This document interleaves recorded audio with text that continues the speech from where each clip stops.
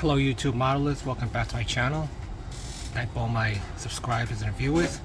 So in conjunction with the Plymouth 71 Duster 340, I'm going to start prepping another kit because there is some downtime when you're waiting for the paint to dry or something or another. Also, winter time is coming, so I'm going to start prepping up some of these because when it gets too cold, I'm not going to be able to spray outside.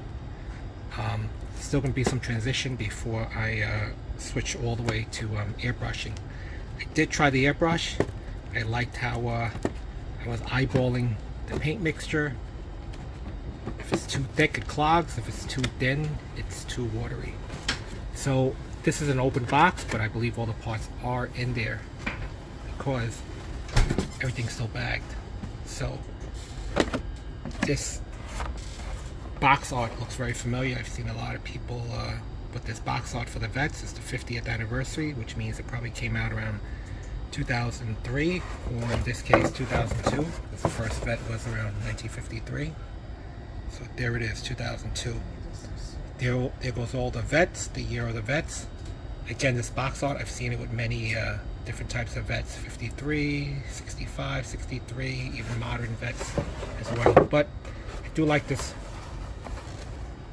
here, the 75, just the nose, the way the front hood is. It's very sculptured. The curvaceous fenders, wheel wells. Great looking Stingray. So, looks like a simple kit because it's pretty small, it's just convertible. Doesn't even have a hard top. So everything's still bagged. Internal parts. This is body, tires, and chrome pieces and the clear parts. So let me cut them open and we'll look at the parts. Alright, so everything's separately bagged. So I opened up all the bags. So there's the body, the convertible body. Nice molding of the Stingray side. Extra plastic piece part of the mold so the windshield doesn't break. There's no flashing. It's going to be challenging to highlight. The vent, pretty much nice, clean, crisp molding. Was bagged separately. You have a firewall, exhaust, the hood that opens clamshell style toward the front. Those are the pins. And of course the spare tire wheel well that goes in the trunk. It even comes with a luggage rack, which is pretty nice. Seat belts, separate seat belts so you can paint them, detail it. Engine block. Front axle, the spindles. I like how they provide what looks like steelies. Interior tub, the buckets, the recessed instrument panel, some kind of custom exhaust, I guess. The front nose cone, and the chassis. Here are the wheels. They are BF Goodrich radial TAs. I'll decide whether I want to do the raised white lettering. 4 round tail lights, clear window for the hard top, so I probably will have to cut out just the front. Here are the chrome pieces, extremely shiny. To dull it down, get a choice of these slotted wheels. There is some flash because I'll have to open up that wheel, see how it's closed, so the mold is open on the old side.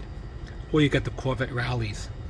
I was thinking about saving the Corvette rallies for an Impala build, but we'll know later. So those are chrome pieces. Decal simple, it's just 2 choices of license plates. Auto no or 50th anniversary Vette. Instructions seem simple. Wheel assembly, customer stock wheel, engine, choice of air cleaner or carburation, stock or custom.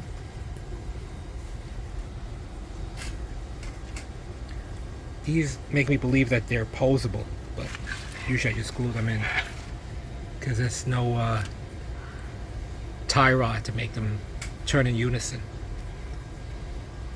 More engine.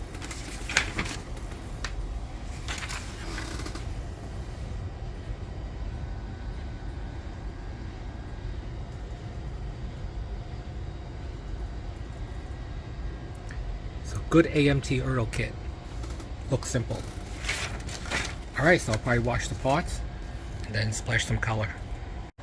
Oh, I forgot to show you that the steering and column was separately bagged, and someone actually took the time out to put a piece of tape on the side of the bagged parts so they don't move around, to get rid of the excess space on the side, which to me is some kind of quality control, because I mean someone took the time out to tape the sides of the bag to make it nice and tight.